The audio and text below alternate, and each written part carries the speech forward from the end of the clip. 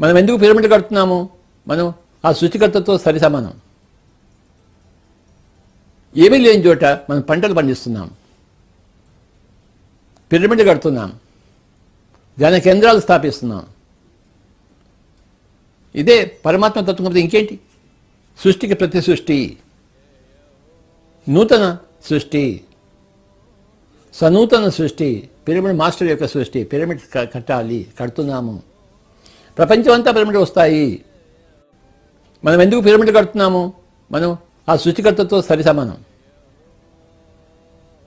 ఏమీ లేని చోట మనం పంటలు పండిస్తున్నాం, పిరమిడ్ కడుతున్నాం, ధ్యాన కేంద్రాలు స్థాపిస్తున్నాం. ఇదే పరమాత్మ తత్వం కాబట్టి ఇంకేంటి? సృష్టికి ప్రతి సృష్టి, నూతన సృష్టి, సనూతన సృష్టి, పిరమిడ్ మాస్టర్ యొక్క సృష్టి.